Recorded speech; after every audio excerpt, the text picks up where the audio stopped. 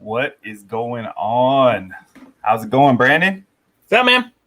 Man, here we are. Another script-free show, right? Talking about some NFL training camp news, some hypeness, some overhypeness, a little bit of everything, right? We've been having fun with these shows. We never know who we're going to get to pop on.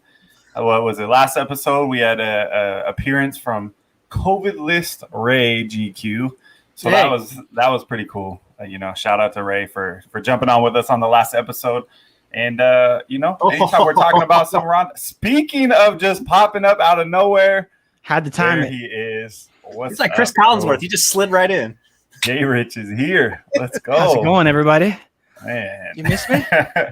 Hey, we miss you. Always, man. Always. Man, I feel like we chat daily anyway. So we're just kind of opening up the floor, opening up the conversation to the people for a cool little 45 minutes to maybe an hour and a half if Brandon, keep going on, because Brandon literally fucking knows everything that's happening. Like, I feel like we got our own Woj in our chat. Like, Brandon is like letting us know. And I love that, man. I love that. So we got to make sure the people know and call BS where we see it, right? We've been calling a lot of BS, I feel like, over the last meter. We need like a meter, like one of them charts. So like, how bad is it? That would be a nice little feature. We get a lot of 9s and 10s, that's for sure. We get a lot of them. Oh, man. I want to start off with a topic we already touched on. So we talked about Carson Wentz with the foot injury. We now know we're looking at anywhere from, a 5 to 12-week injury as far as after the surgery happens, as far as recovery goes. And you're like, okay, should I go after JT? Should I stay away from JT? You've really heard both sides of the field on this one all over Twitter, right? So now we get the news that Quentin Nelson, their all-pro guard, left guard, has the exact same injury as Carson Wentz. So one, are we firing these trainers? Are we looking down that road? What's going on with the Indianapolis Colts? Now are we more worried about JT, or does this create other opportunities? Brandon, just to quickly catch us up on the Carson Wentz part, where did we leave off with that? How are we feeling? Are we looking at any opportunities from this weird quarterback situation? Is Jacob Eason a thing? We talked about Sam Ehlinger, not really a thing. We've gone over that. So please, the two people on Twitter that are pumping that one up, just stop. It's not okay. It's not happening. Not this year, right? But Brandon, what are we thinking about the quarterback situation in general? I mean, it really depends. I would probably expect that we'll see Carson Wentz either go on the PUP or the short-term IR. I would fully expect that to happen. 5 to 12 weeks is literally like the widest of ranges. I mean, we're only 5 weeks out from the start of the season, so he could start the season. He could be out until week 7, 8. If you're in a redraft and you drafted Wentz already, you probably had him as your quarterback 2 anyways, maybe even your quarterback 3. So you're probably not going to have to do too much work. You might be able to tinker your lineup with like a Jacob Eason. I mean, there was just a report, about half hour ago, that Phillip Rivers is not fully retired yet. Feed the kids. Right. Like YOLO Rivers is not dead yet. Man. Jay said in our group chat, he's got to get money for all them kids. So, of course, man, that high school coaching job is not paying him enough. Clearly, he's got to come back. He sees an opportunity. He has to take care of it, right? Like, he's got to feed all these kids, man. That $120 per diem ain't gonna stretch very far, right? Like, that's a night out at Chick-fil-A. So, I mean, could he come in? Could he come in and step in? Yeah. Could they go trade for Foles? Sure. Minshew, why not? I mean, it's not a quarterback situation that's desirable. Now with the Quentin Nelson news, now you start to think about, if anybody is panic trading Jonathan Taylor, please let Ben, Jordan, myself, Ray, let anybody know if you want to get rid of them. We will gladly take on those shares. We will take them at a discount because Jonathan Taylor is fine. He's going to be fine. Like, yes, losing an all-pro left guard, yeah, that hurts. But that line is still pretty good, even regardless of missing out on the left guard. Like, we're not talking like the same way we're talking about the Las Vegas Raiders, right, with the offensive line, where we have some concerns.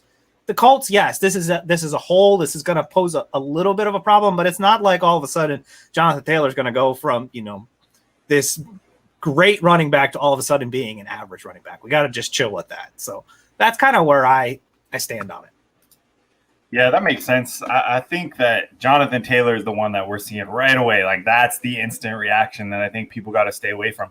For one, Jonathan Taylor does a pretty good job receiving the ball in the backfield. Now, you got to worry about Hines, right? So that's going to be a thing. I think this really potentially could give Hines another boost and give him a year like last year where, he's a guy that just kind of sticks around because he has a unique skill set that they're going to use, they're going to need.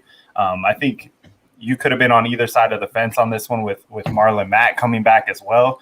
But I think they're going to have to rely a little bit more on the running game early on. So this is going to be a big piece. Jay, what are you thinking as far as Jonathan Taylor? Are you thinking you're going to be able to go out and we've talked about 2022 NFL draft as of right now versus the 2023 NFL draft, which one we think the ceiling is higher for? So is this a good opportunity to maybe go out there if you got a 2022 first, you got some draft capital next year and see how that Jonathan Taylor, manager is feeling, adding in maybe a lesser running back like a Chris Carson, who I love, right? A David Montgomery, who I think is strong as well. Are you potentially looking at a deal like that where you can maybe upgrade to Jonathan Taylor in dynasty leagues? Yeah, always. I think no matter what is going on in any backfield, as long as Jonathan Taylor or these elite running backs are healthy, you should be looking to try and get these guys any way you can. Although I don't believe that no matter how scared Jonathan Taylor owner may be, he's not injured. He's just, his circumstance is slightly worse. So for dynasty, I think it's going to be harder to acquire this guy.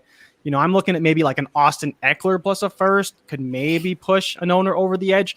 But I don't know if, like you said, a Chris Carson in a first, even a first and a second is going to get him there because Chris Carson we view as kind of a redraft type running back. But I would say, though, is that I think 2 best balls this morning, and Jonathan Taylor slipped out of the first round in both of them. One, he went, I think, 16th overall, and then one of them, he went, I believe it was like 13, 14. So he's not quite going in that 8 to 12 range like we're used to seeing in Taylor. And sometimes he even goes earlier than that. But there has been some souring going on, the Wentz injury, now Quentin Nelson. He's going to start to slip a little bit depending on what draft you're in, if you're doing some best balls, some underdog drafts, whatever. And I would be looking to get Taylor in that instance because there's going to be a bit of an overcorrection here. Like we've seen with a few different guys getting injured, like Devonta Smith is one of them. He's going to be fine. And I get the 5 to 12 weeks is very strange. And Brandon, to touch on the pup thing, we're not going to know until week 1, basically, if he's going on the pup. But that will tell us what's going on with him because if he goes on the pup, he has to be out for, I believe, at least 6 weeks, right? So if you think about, then you're closer to that 10, 11, 12-week timeline. So I don't know if he's ever going to actually go on the pup because I'm sure they want to get him back as soon as possible. But as far as Taylor goes, I do think that if you can try and get him for that upgrade, like you're talking about, Ben, it's worth it because there's not really a whole lot of strong running backs coming in the 22 class. So if that's who you need running backs. Target the guys that are in the league now that are performing and will be for a few years. Don't try and hope a first can turn into the next Jonathan Taylor, even the next J.K. Dobbins. It's just very unlikely to happen with the 22 draft class. Yeah, I think that's a great call. And I think we're going to find out early on, like in the next couple of weeks, is Indianapolis going to go out there and sign a veteran? That's going to tell us a lot about Wentz's injury, right? If they think that he could be back after just a couple weeks into the season, they probably ride with Eason and just go with that, or maybe even look at backing him up with a veteran that gets cut rather than going out and acquiring one. But if you see them go out and acquire one of these veteran quarterbacks that's available, it definitely, you got to read the tea leaves a little bit. It might mean you're looking at the longer end of that recovery. And there's still no guarantee coming off of a foot injury. When you're talking about a quarterback, you don't look at him as a guy that's going to go out there and run like Lamar Jackson, but he has relied on his mobility to be a successful quarterback. So I think that's going to be important, especially if he's without Nelson. So let's see how those timelines line up as well. But it's going to be interesting. Shout out to Nathan in the chat here. Phillip Rivers' career earnings $234 million. He's good. He doesn't need to come back. I know, man, but those kids can eat. I got 2 that are 8 and 10. You know how it is, Nathan. I know you're a dad as well. They get bigger, they eat more. So that 234 million, they might be eating a lot of Wagyu beef there. I don't know, but it's definitely costing Phillips some money. So that high school stipend is not cutting it. But also, go ahead. Hundley does not count. No, he does not count. Yeah. I think Hundley does not count. That's no. Shout out to Michael in the chat as well, and Top Dog. What's good, you guys? Appreciate you stopping by. Hundley, yeah, Hundley does not count. Yeah, that, you know what? That's a good call though. We didn't talk about that. What you guys? What's your thoughts on Hundley? Yeah, Why exactly. would we though? I think literally it's like an older though, version of Ellinger, like another. The first 5 weeks of the seasons for the Colts: Seahawks, Rams, Titans, Dolphins, Ravens. No matter who the quarterback is, it's just not looking great. So yeah, I think we went backup is in. I think we went first 8 last time, and I think we tried to find it's going to be hard for them even with the Texans and the Jets are the only 2 games basically until November that they have a shot of winning. Yeah, it's just the truth. No, Hundley will not make the team. I'm just going to answer that question right there on the side, Ben. Will Hundley even make the team? No, I don't even think so. I think if Wentz is healthy, season. If Wentz is healthy or remotely close to healthy, as Jay said, Hundley won't need to be there. They'll make Wentz, because they only have to technically have 2 quarterbacks really on the active 46. So Wentz can be active, but he could be one of the 7 inactives that they declare for the game, right? If he's not, then they're going to literally they will find somebody else, slap him on the IR or the PUP. But Hundley won't be the case, because they're going to want somebody probably a little sturdier and more durable than we've seen what Hundley can do with the Green Bay Packers, and that was pretty brutal. Big time. Top Dog, we did touch on that early in that topic there. So JT for redraft, I think you bump him down just a little bit, but for dynasty purposes, go out there. If you don't have him on the roster, see what you can do to get him, because we believe that is going to be something that's doable in a lot of leagues. So this is going to be an interesting first few weeks, as Jay mentioned, the schedule there for the Colts. I don't want to touch on it too much more, because we did go over Carson Wentz on the last episode as well. So feel free to check that out. It is on the YouTube. If you're here, appreciate you big time. Make sure to like the video today, also to subscribe. We're probably going to rock around 45-ish minutes today. So if you got any questions, keep them coming in the chat. We will cover anything. There is no script to this show. Jay, with you here, man, I had to talk about this. So we heard Elijah Moore, your guy, Elijah Moore, you have been beating the drum, right? He ran with first team to start the day for the first time. How are you feeling about that, man? I'm feeling really smart. Feeling correct. Feeling justified, right? It feels good. But I will say that I wrote an article for DLF over the summer, and I don't think that it's a guarantee by any stretch that he's going to be this big-time target leader guy. I don't expect that at all. I do think he's going to be able to make plays. I do think Zach Wilson's going to try and get him the ball. And we've seen that chemistry starting to come together in practice. You've heard a lot of good things about Moore's work ethic, which doesn't surprise me at all, considering how well he performed at Ole Miss. But I would like to tell people, don't go crazy with Moore. If you were trying to buy him, you had your chance, but now it's about seeing what he can do, how often he's going to be on the field. I'm excited, though. If he is with the first team, I always believed he could play outside. I think that he has that in him, but I do want to see it on the field, of course. We'll see how preseason goes and kind of where he fits into the offense and what kind of snaps he gets. But it's nice to see him running with the ones and see what he can do. But I'm definitely excited.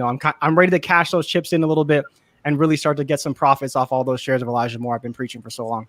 I love that, man. And you were definitely ahead of me. I liked Elijah Moore, but I didn't think we would see the rise. And I think the situation helped me a lot. I'm really coming around on Zach Wilson as well. At first, I was, one of those people that's like, hey, it's only been 1 year and this and that. But I think that just that whole system together coming in, I believe in Robert Saleh. I believe in the staff they're building. I really think that the Jets are actually trying to be a normal team in the NFL and not the laughing stock anymore. So we shall see how that goes, right? It's easy to say that in the offseason, but do you think Elijah Moore has a Brandon Ayuk type season? Obviously, Ayuk got a chance to see guys get injured around him, which helped elevate his opportunity. He didn't have to deal with a Corey Davis, who I think Corey Davis is going to do really well in this system as well. But, there was George Kittle off and on, Debo a little bit here and there. So could Elijah Moore rival Brandon Ayuk's rookie season, being that there's going to be some similarities in that offense as well? I don't think so. And the main reason why is because I just don't believe the offense will be that productive. It was actually funny. I was looking at some of the rookie wide receiver stats recently, and it's going to be very difficult for a receiver to do what Brandon Ayuk did. I was looking at receivers who went over 750 yards. Basically, there's about one every single season, and there was 5, or actually there was 6 if you count Ayuk, who had 748. So you think about, there was 6 guys who had over 748 yards last season, and there have only been 5 from 2019 all the way through to 2014. So that's a big gap, but I think it talks more about how the NFL is changing. But I could see him getting in the 600, 700 yard range, but I don't see him going kind of full Ayuk. 750 yards in only 12 games is a crazy pace. And we saw, Justin Jefferson, 1,400. Jerry Jeudy went over 900. So it'd be few and far between. I think Corey Davis is still the alpha in this offense, at least for this season. Yep, that's fair. I like that a lot. I'm going to keep us moving along here. PJ, you're dead on, man. Ole Miss is just pumping out those big-time receivers. We think Elijah Moore has a great chance to continue to elevate. I'm not going to put him up there with A.J. Brown and DK at this point, but he's going to be really good. So we'll see him elevate, and we'll see how high he goes there. But definitely agree from a dynasty standpoint. I think Corey Davis has a big year this year, but Elijah Moore, greater than all the Jets receivers. I can't hate you there on the dynasty piece. So I want to jump in. Brandon, I'm going to get you involved on this one. This could be something. This could be completely nothing. But we're hearing Tyreek Hill was out or either out of practice or left practice dealing with some knee tendonitis. Being how explosive he is and not knowing who their true wide receiver 2 is. We know Travis Kelce is that dude. He's going to get targets, so I'm not too worried there. He is continuing to get older, though. Are we worried about Tyreek at all if he's dealing with some knee tendonitis right now? A little bit, not really too much. I don't want to panic too much into it. Can it affect him? Maybe when he's running, yes. And I think it's probably going to be more like the lateral cuts, the lateral, he's Mahomes really likes to find him kind of on those intermediate, kind of in routes where he just kind of cuts across the field, cuts across the face of the safety. Maybe those ones, or even the short routes. But he's still going to have deep speed. He's still going to be able to blow by, most people. And Mahomes has clearly enough arm to get it there. So I'm not necessarily concerned in the sense that it'll affect his week-to-week production. I think you're probably going to see him more on injury reports, and it's probably going to scare some people. Yeah. You might be able to get a slight discount. Again, he's a little bit older, so you might not be able to get the premium package. And he's also, there's also, just his home run hitting. That's kind of what his calling is. So, if you can if you don't like it and you want to get a little more, if you want to go to like a Keenan Allen in a first, I wouldn't completely be scared away from it. If you can get somebody a little bit younger than that and maybe just go straight up Tyreek for CD. I know, Ben, you got some love for CD. Just a little bit. Just a little bit. If you can get somebody like a DK or a CD straight up for him, I don't think anybody would fault you for that either, right? Because they're all kind of in that same mold, home run hitting, but are alpha wide receivers. So I'm not gonna worry about it this year, but it is something to see. He is breaking down a little bit. Yeah, that's kind of how I feel. I think this is, at this day and age, man, you're going to get if you're having soreness, right? Tendonitis is essentially going to be soreness. That's the start of your knee breaking down. I'm not a medical expert, but I know enough to know that's what tendonitis typically is going to be. So you're going to get a shot, right? There's going to be ways that you can take care of it for game day and not have it affect your explosiveness.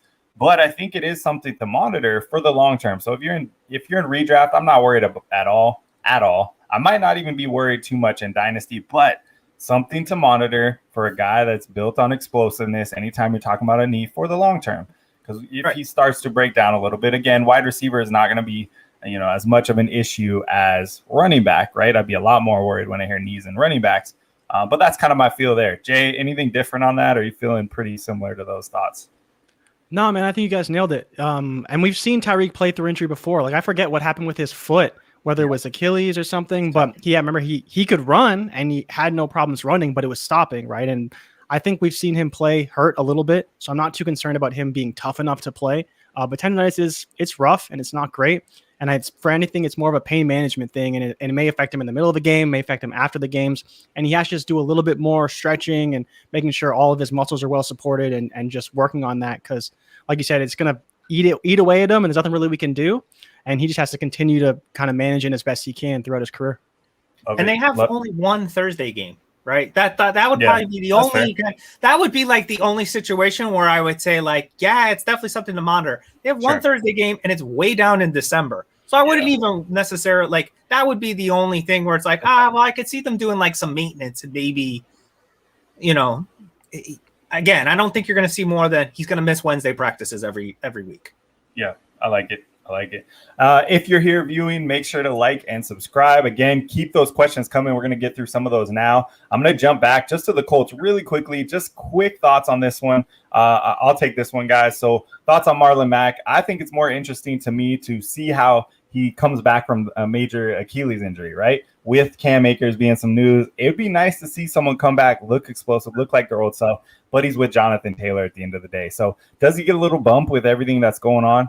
Maybe they might have to rely on the run a little bit more, but I think Hines comes in there and really picks up a lot of that slack as well. So Marlon Mack is a guy that I'd like if he was on another team, but I think it's a tough situation across the board. I'm more monitoring to see how he looks after coming out of this injury for the sake of learning more towards Akers. That's just my quick thoughts on that one. I'm going to go ahead. We'll take Dan Barrera's question as well. Curious to hear thoughts on Ayuk versus Golladay. Jay, you want to take this one? He said he had a long discussion about them and Debo in one of his leagues today. If it's Dynasty, it's Ayuk by like a mile, like literally by a mile. It's not even close. If we're talking about redraft, I mean, I'm still on Ayuk over Golladay personally, but I think that a case could be made if you want to make that case. But again, Golladay limped off the field today, so we're not feeling too great about him already.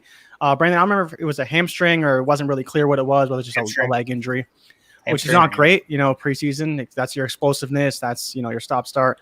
But yeah, like I think Ayuk by a mile. We've seen Lance took first-team reps today. That was another report we saw, and he's looking good. So him and Ayuk connecting on deep passes across the middle, all over the field.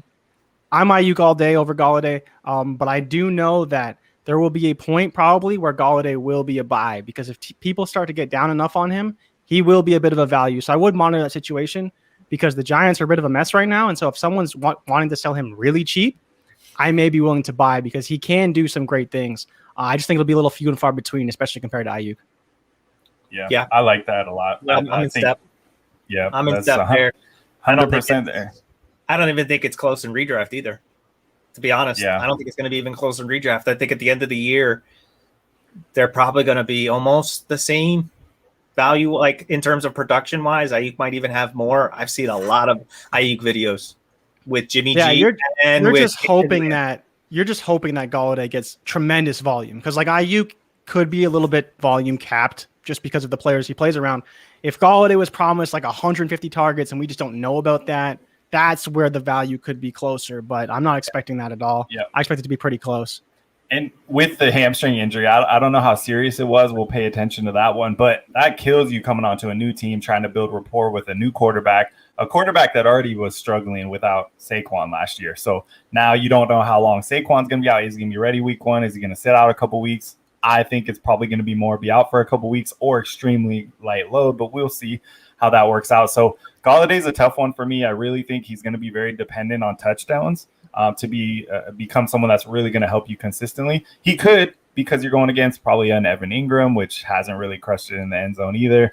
I think Golladay is that guy that can do well in the end zone. So that's it for me, but Ayuk is by far, I'm with you guys on that. So no questions. We're going to take another question here from Michael. Fantasy Twitter seems to be high on Hurts. Eagles beat reporters, however, have been lukewarm. I've heard he's been up and down and no real improvement from last year so far. Are we worried yet?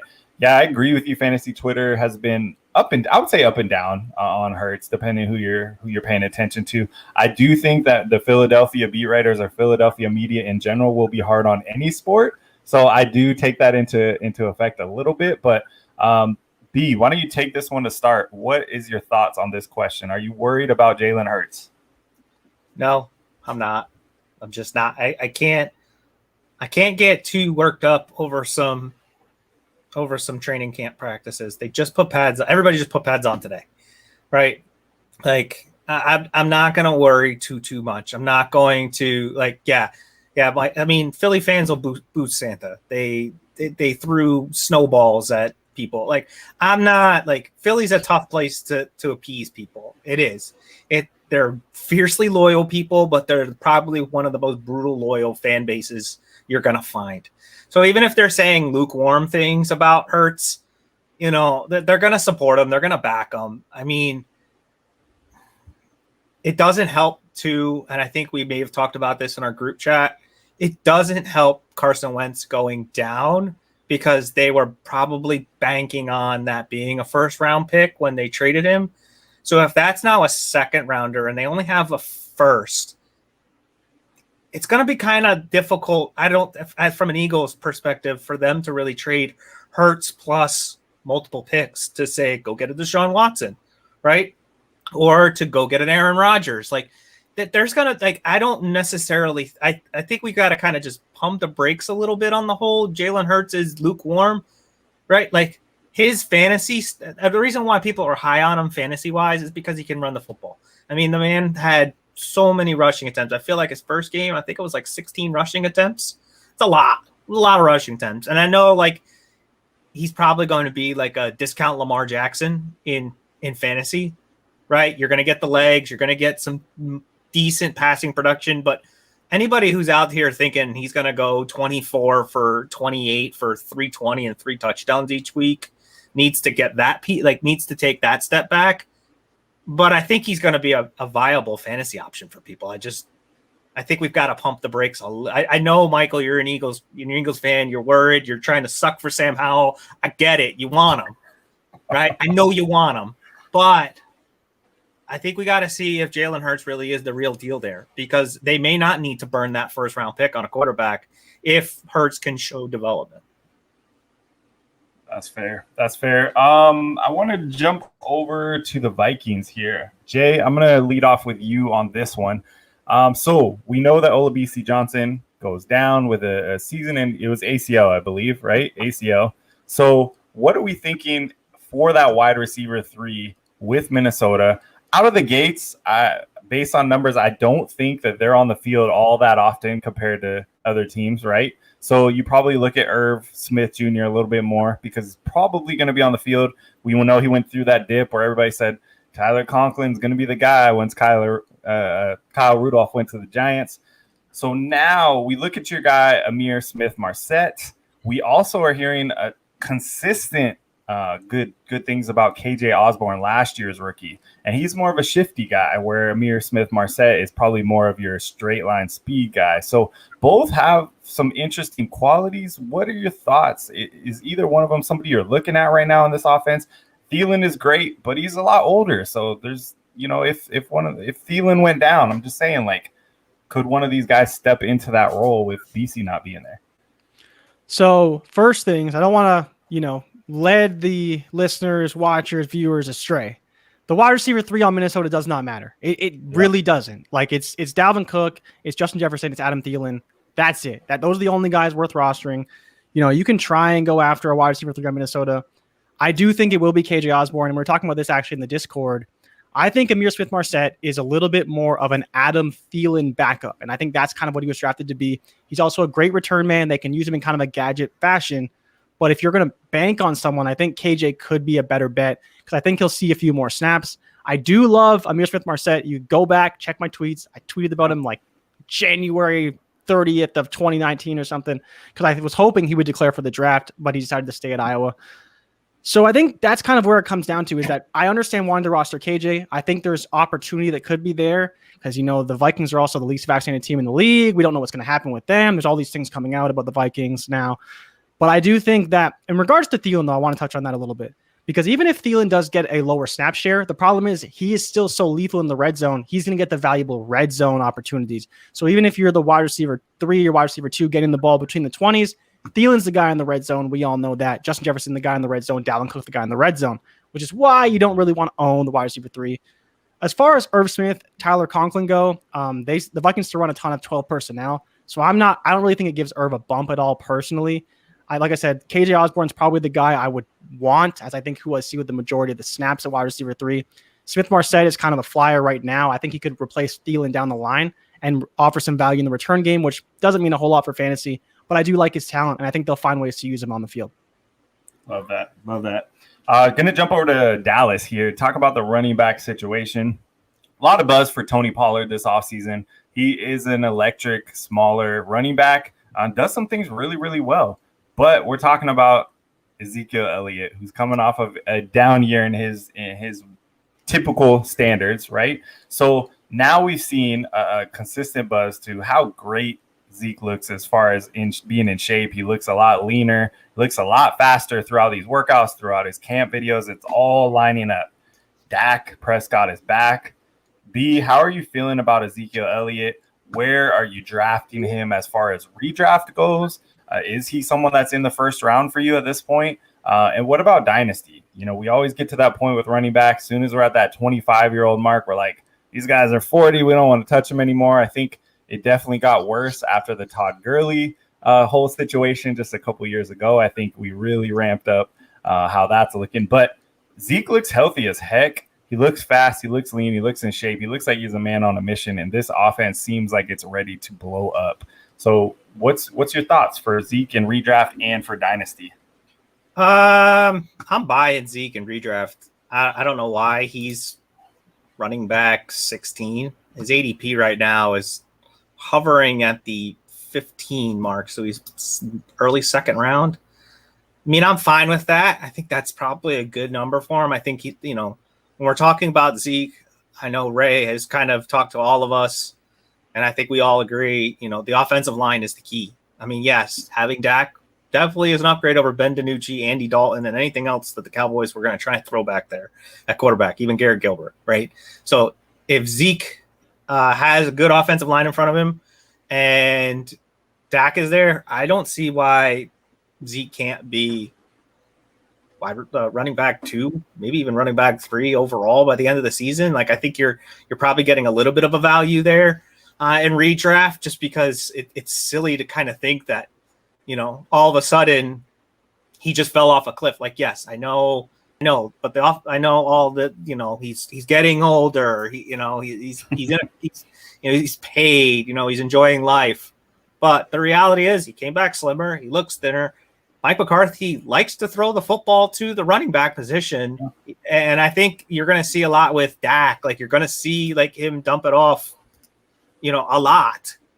So I think you're going to be fine there. Dynasty, this is probably the year where if you're not playing in a league full of really sharp people, I mean, some of us are, so it's going to be hard to move a Zeke this year. But if you can get, after he has a couple really good games, if you can snag like a Clyde in a first, or, even a DeAndre Swift straight up, because, someone thinks that there's more in the tank than really is in the tank, you go for it.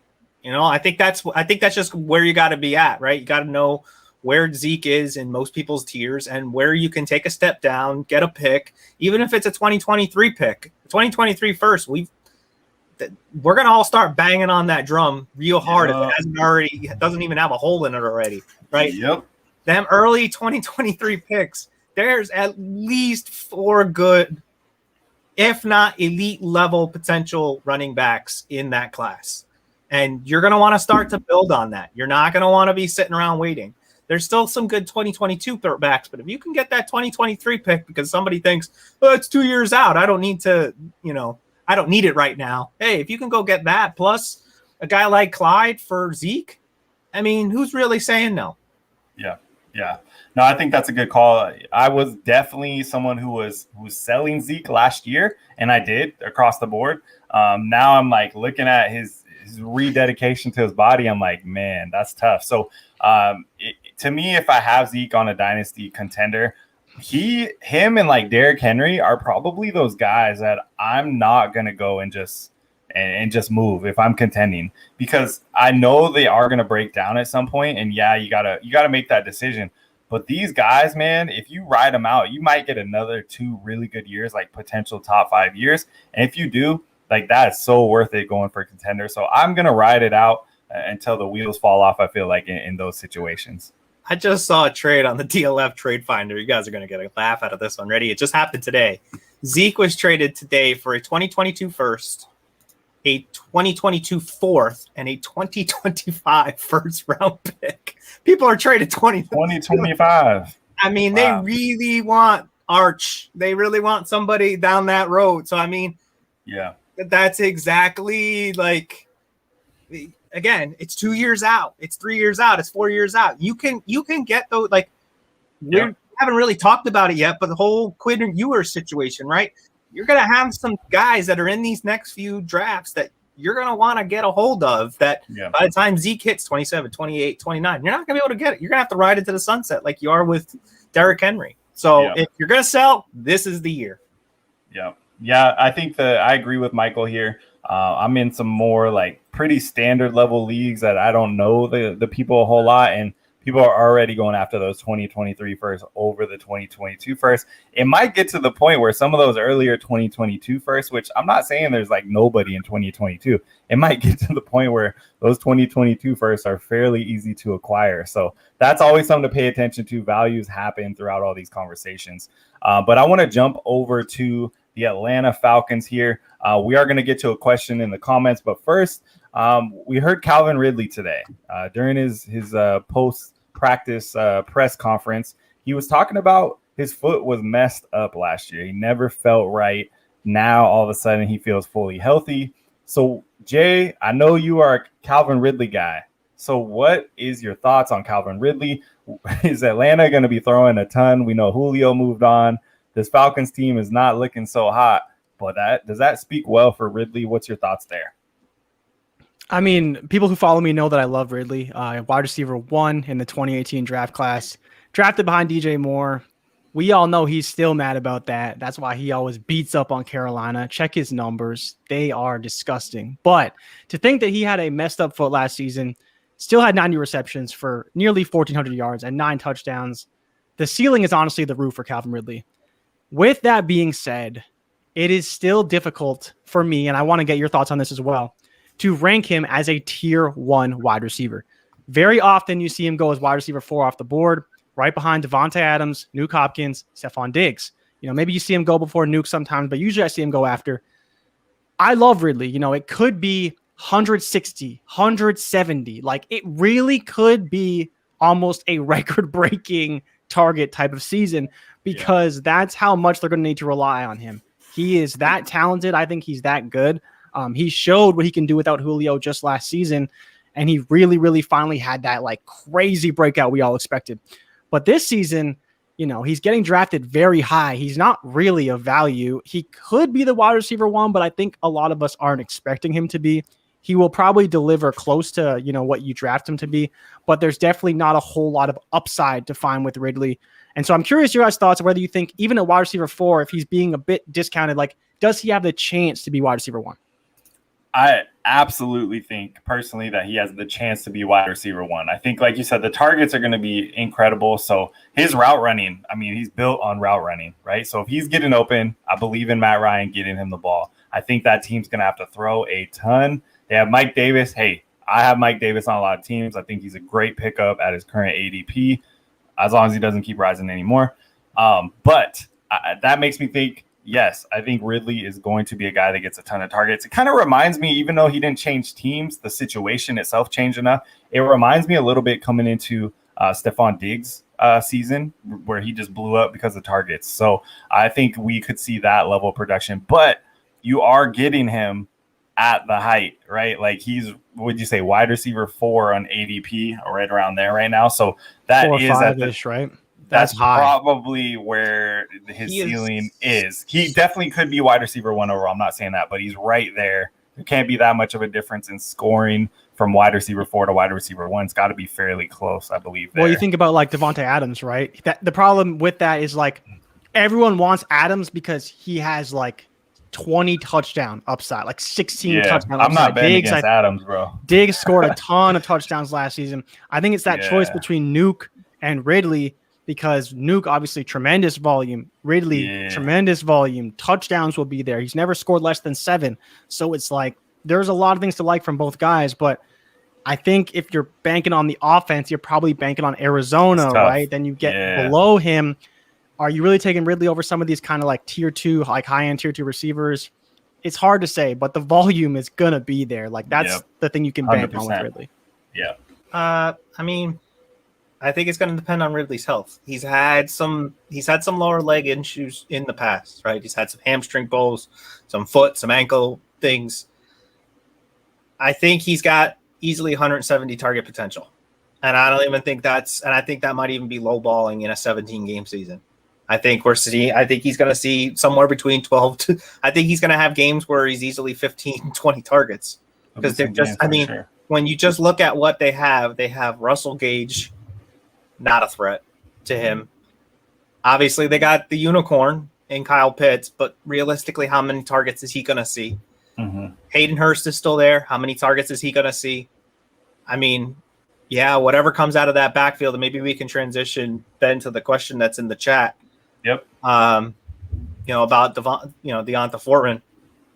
I don't think it, regardless of what that backfield is, I still think Mike Davis will end up being the pass catching back in that backfield, right? Even if Foreman's there, Foreman's going to probably be at best an early down back, and Mike Davis is still your pass catching back, and Mike Davis can be that. I think at the end of the day, Calvin Ridley's going to be the guy, and if he's healthy, he's going to produce, and he's going to produce well. Yeah, they play Tampa Bay. Okay, Marshawn Lattimore didn't really do great against Ridley, and we already know the Saints too. Kills the Saints. It's hilarious. And he's a route runner. He's built for those guys. JC Horn is no slouch. We know he's a dog. We know he's going to be legit, and he's going to be on Calvin Ridley. But what Ridley is built on is those route running skills, and he's going to probably take JC to town in that first game. JC might get him back in game 2, but that first game, Ridley's going to torch him for a good 9, 130, and 3. And we're all going to sit here wondering if JC Horn. That's the problem, right? Is that unfortunately for JC Horn, Carolina made the mistake of taking DJ Moore over Calvin Ridley, and he never is going to forget that. He's never going to forget that. That's why he beats up on them. That's when he has his best games, because against Carolina, he just goes to work. And you could check the tape. It's insane what that guy's done against Carolina over his past 3 years. Yeah. So to answer the question, don't worry about it. I don't think it's necessarily. I don't think Foreman really moves the. If anything, it actually is going to help. Here we go. This is how it's going to help. It's going to show us if Cam Akers is actually going to be something in a few years, because D'Onta Foreman has torn his Achilles. So if there's anything in the tank that we can look at and observe, this would be the kind of person that we could observe and say, okay, is this going to help? This will actually lend argument to Cam Akers being successful in potentially 2023 and 2024. Yep. No thanks on Foreman for me. I'm good on that one. If you're having to go to that route, I think you're in big trouble. There's a whole lot of other higher upside stashes, in my opinion. So love Ridley, though. I think just dynasty-wise, he's been disrespected since the beginning, truthfully. So coming out as an older prospect, I think was probably his biggest knock, because he came out of Alabama, right? So Alabama guys, we typically will go, yep, I'm all over the Alabama guy. But he was a lot older. So people really, held that against him. And I feel like from a dynasty standpoint, he's probably still underrated right now. Now, 3 weeks into the season, I think that could catch up real quick. If he just goes out and gets 14, 15 targets a game, then everybody's going to be on notice, right? It's going to be that type of jump that we saw with Stephon Diggs. So that's what I think is going to happen. I do think you should get Ridley on your team if you can, but we are going to jump in. If you got any questions, we are going to be wrapping up here soon. We're going to get through a couple more questions here, but feel free to throw those in the comments and we will get to the questions. We won't bring any new topics aside from the questions to finish this episode out. But Adam, shout out to Adam for jumping on here. Where are you guys at on Miles Sanders this year? Jay, Miles Sanders, man, we've been talking a lot about drafts that we're both in, going back and forth, having those conversations. And I was able to get Miles Sanders in a redraft at the 5-6 turn. So if I'm able to get Miles Sanders that low, I'm all in on Miles Sanders because he's not a bad running back by any means. You can say what you want about, having Gainwell there and Boston Scott if you like him, or two tight ends that are solid, or whatever you want to say. But Miles Sanders has fallen to the point. And Brandon, maybe you can pull up our ADP for us as well. But it just feels like Miles Sanders is a guy that is way too low right now. I think that he fell accordingly at first because he was way too high, but now it's just gone to the point where he just kept falling, and it's not really justified. So what's your feelings on Miles Sanders this year for redraft wise, as well as for going forward for Dynasty? I think this is a big year for him, in terms of his overall Dynasty value too. Massive year for Miles Sanders, right?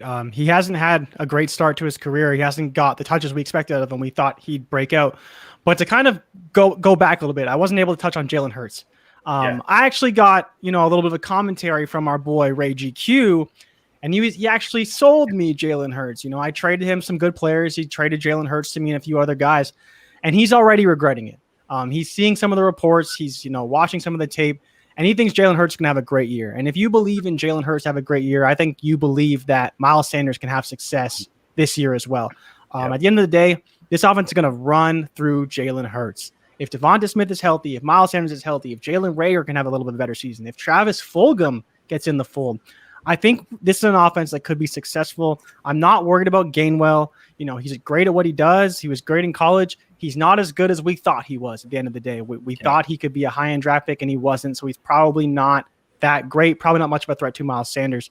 As far as dynasty value goes, I think he's probably still a little bit overrated because he doesn't go too high, but I think in redraft, you can really get him at a value. Like him and Josh Jacobs are the guys who are kind of falling out.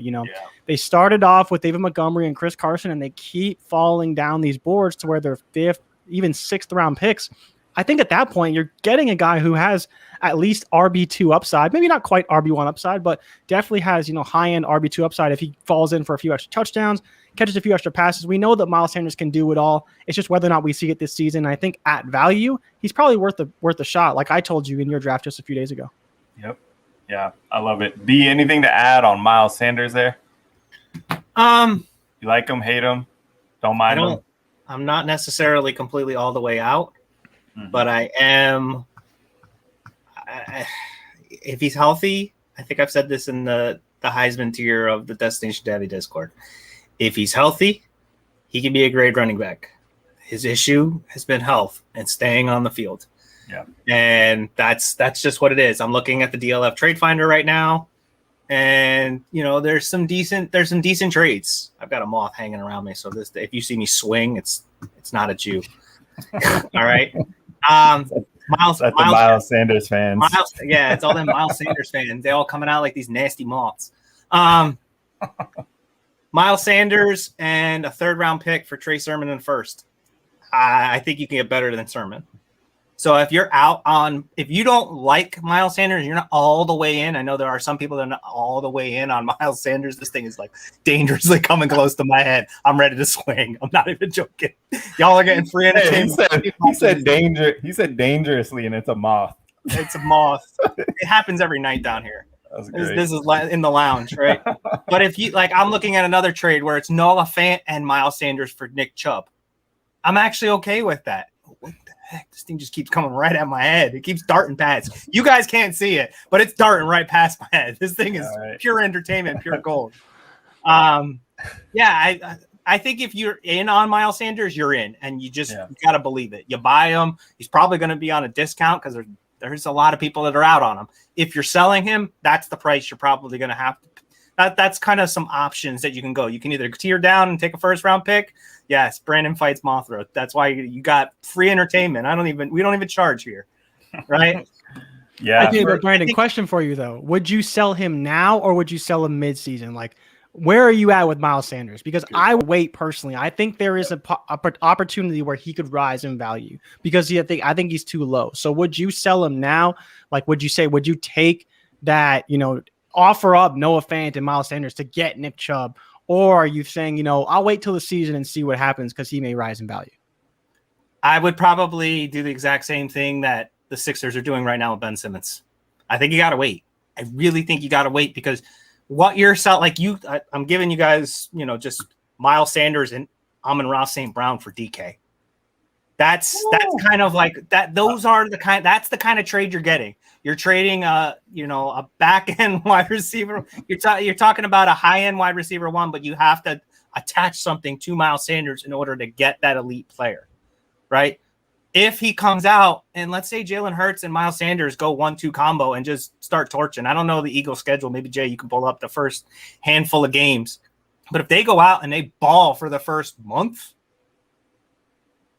I mean, you might be able to sell high on him, right? He's 24. I think he's only 24, he's 24. So it's not like he's, yes, Miles Sanders is the moth. It's stealthy. Okay, so you got Falcons week 1, so there's opportunity there. Yep. Then you got Niners. Don't feel great about that.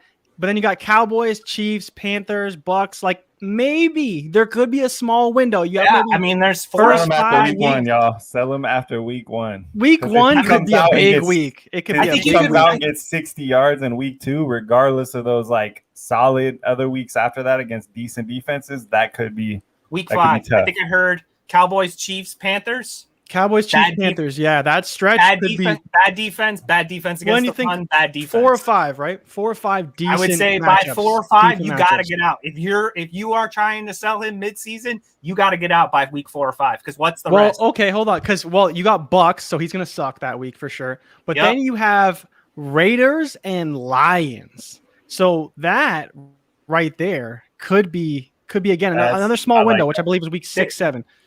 So he's probably in most formats by the trade deadline got to go because most trade deadlines are going to be by. I think, but just before that, because you want to get ahead of all that, right? You don't want to be the first. Never want to be the first one to sell. So I think by that Lions game, that's when you target him. After that Lions game, when he goes off for at least a tough.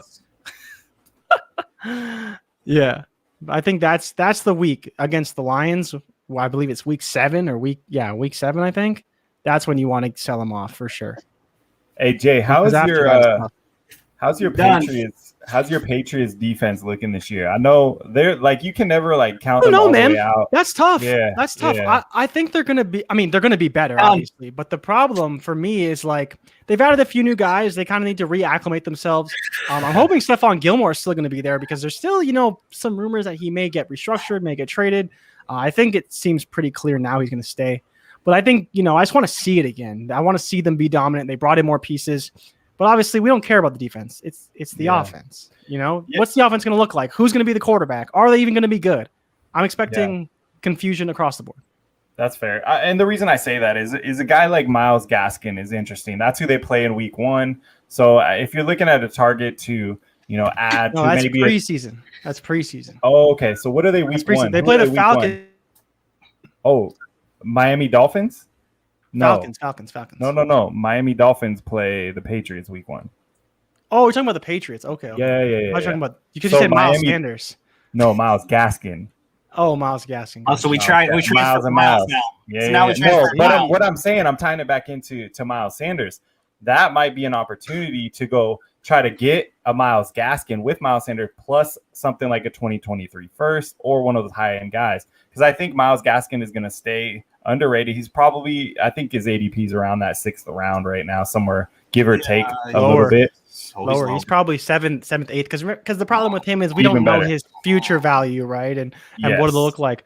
But I don't know the Miami schedule. But yeah, they do play the Patriots week 1. But I believe they are at home. So we'll see what the defense looks like. Yeah, but I'm feeling pretty good about Gaskin this year. So I think that would be sweet. If you're contending, you get a guy that I think probably gives you a lot more consistency and maybe a lot more touches than Miles Sanders. But it could go either way for sure. Myles Gaskin's RB27. Yuck. Yeah, he'll be low because people don't know what to expect, right? But that first week could be rough, man. Like that's what I mean. Tua, I don't think he's played very well against Patriots even last season. And so it's kind of like, we'll see. He was bad, right? Like, so first week, they haven't even seen this new look Patriots defense. It could be really good. It could be okay, but I think we're expecting a dogfight that's probably like 14-10 in Miami week 1 between these two teams. So there's just not a whole lot that we're going to get out of it other than Jaylen Waddle has something to say about that. 15 touches from Gaskin, 20 touches that maybe go for 60 yards, and maybe he falls in the end zone.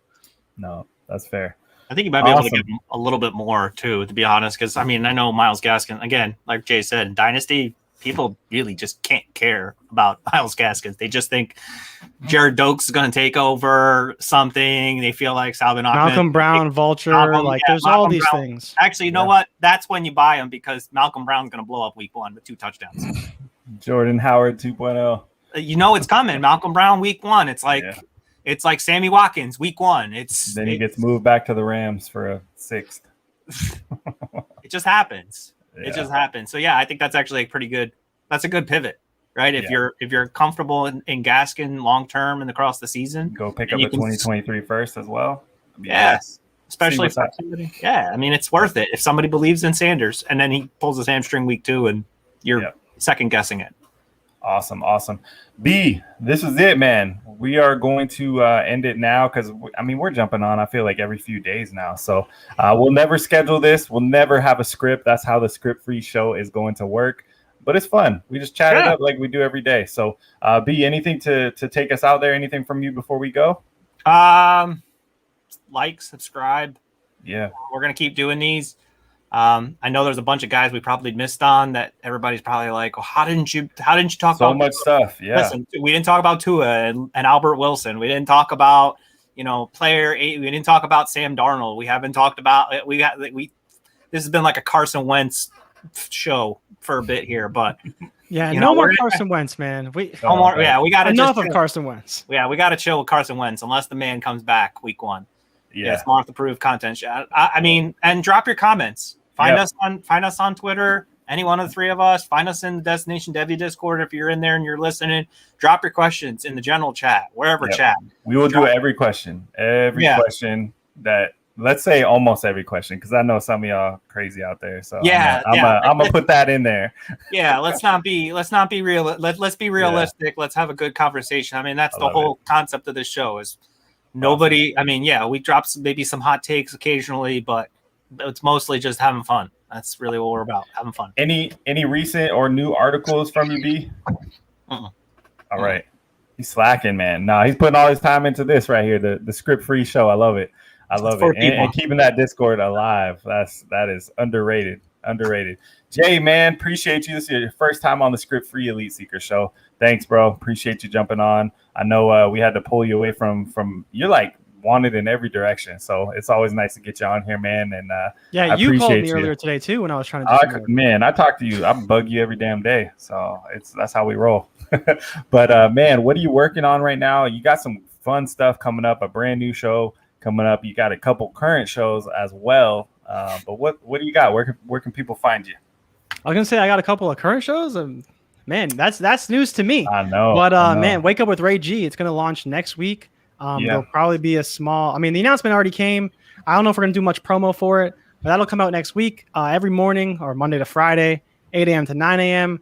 Be me and Ray just chopping it up, talking sports, whatever. It'll be a lot of fun because people don't know the conversations me and Ray have in private. But basically, all the conversations that we normally have in private are going to be completely public for you to watch. It'll be a podcast. So you can catch it, whether you catch it live, whether you catch the restream, whether you catch the podcast. It'll be on every platform for you to check it out. Wake Up with Ray G will be launching next week. So stay tuned for that. Awesome, man. Yeah, and I was referring to your podcast game because I know you got that, and it's always a good one. It's away from the sports scene and really just about real life. That's what it's about, right? Check the pinned tweet, baby. There it is. So, hey, thank you so much for everybody checking in with us. Be sure to like and subscribe if you have not already. And we'll just randomly pop up. So turn on those alerts because you never know when we're going to jump on. If you are part of the squad, you'll know because we post that in the Discord. That's how we roll. And you'll see us pop up on Twitter as well. But thank you so much. There's a whole lot more NFL training camp to go. So we'll probably have another show at some random time this week. But thank you guys so much. That's all we got. Elite Seekers out.